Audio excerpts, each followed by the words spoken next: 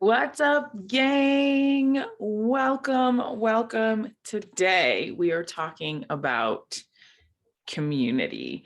Now, I think it's easy to sort of want to put this topic off to the side and not think of it as being that important.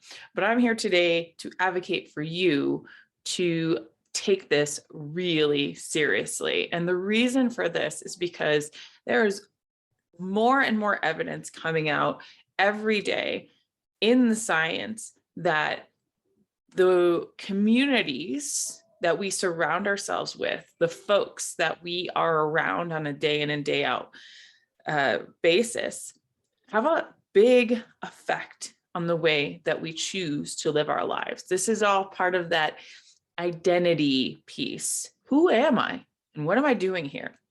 And if you are somebody who identifies as an exerciser, a healthy eater, someone who drinks water, who advocates for themselves, who shows up for themselves, then you are going to have more success in doing those things. But the crux of it is that the people around you can have a big impact on the way that you identify. So what are the effects of community on your health? It's been said that your friends and family may be killing you, and that's no exaggeration, because our community is not just our chosen community, but sometimes it's also family, right? Community that we've been born into, essentially. So for example, one study in the New England Journal of Medicine found that if your friend becomes obese, then you have a 57% chance of increasing your obesity yourself, even if your friend lives hundreds of miles away. So this is another important caveat of this. Community can be in person, but it can also be over the phone, over the internet. It can be, now we're connected in so many different ways in our society, right? Maybe you're Zoom calling, maybe whoever you're interacting with on a day in and day out basis. So it sounds simple, but if you have close connections with unhealthy people, the data is showing that you're more unlikely to be unhealthy yourself. In other words, health, wellness, all of these things, illness, it's not just something that you catch, it's something that you imitate as well. And this is a well-known premise in human behavior. It's becoming more and more common that we see that we imitate those around us, whether we want to or not. Whether you feel like you are the outlier or the black sheep in the group, this is always me, you still are going to be finding yourself becoming more conform to the groups of people and the people that you are around. So what can you do in this world where everybody is stressed, wears busy like a badge of honor, unhealthy, maybe taking part in unhealthy lifestyles, smoking, drinking, overeating, whatever it may be, things that are not serving your purpose. Thankfully, the good news is that on the flip side, it's contagious as well, right? The healthy stuff, the good stuff, the things that you want to cultivate in your life are also contagious. You're also going to find yourself falling in line, in step with folks who are either achieving or have achieved or working towards achieving what you're working towards, but you must create that community for yourself oftentimes, right? A healthy community, a wellness community, a supportive community doesn't fall into our laps. It's something that we often have to seek out. In my case, it absolutely did not, right? I lived in a household where there was always junk food around. And my mom was always on some crash diet, you name it, she's done it. And that is what was modeled for me as I was growing up. So I, of course, fell in line with that. I fell in line with unhealthy dieting practices. I fell in line with the yo-yo. I fell in line with trying to find that magic bullet, that quick fix all the time. And all my friends, that way led to madness for me. I was very happy and very unhealthy for a long time. So the power of community holds true in almost every case.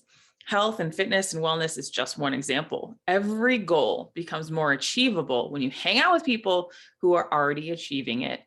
The people you know who have already walked through the fire can help you do the same.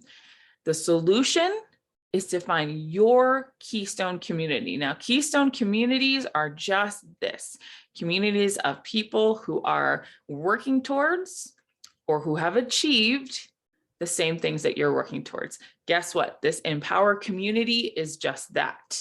I can be a part of your keystone community. I am, hopefully, right now, but I'd love to continue to be. Community can look a lot of different ways. Maybe it's a community at a gym. Maybe it's a community at a community center, like a local thing, you know, maybe it's a group, maybe it's a sports team, right? So ask yourself, who are the people that I'm surrounding myself with? Because remember, we always have a choice. In family, sometimes, right, we feel like we don't have a choice, but we can set healthy boundaries there. We can say, Mom, I love you. But every time I invite you over, you bring cake, and that does not align with what I'm trying to work towards. So either you can make me something, bring me some fruit, or maybe we don't get to hang out as much, right? We don't have to be mean about it, but we can be firm with our boundaries. And it doesn't have to be physical. It can be remote.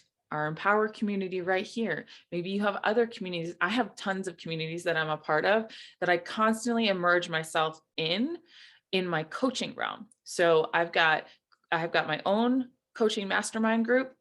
I've got a wellness mentorship group here at my studio. I've got several organizations, including IDEA, SCW, American College of Sports Medicine, Precision Nutrition. I am part of groups, and all of these, I look at them all of the time. I cultivate my feeds, so my Facebook feed, my Instagram feed, to be feeding into what I'm working towards all the time. So I want to know from you today, one way that you are currently supported by your community. So maybe tell us some of your communities, because remember, we can help each other in this way. For example, I'm a member of the Strong Nation community, which is a Zumba community, right? Maybe you're a part of something like that. Maybe you go to a class, maybe you have a group of friends, maybe you have an accountability buddy. What is one community that you're currently supported by? And, or I'd love to hear both, name one step you will take to cultivate this for yourself. That's right. You don't just get it. You have to make it yourself.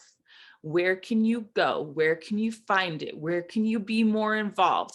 Where can you really lean in to this knowledge that communities matter?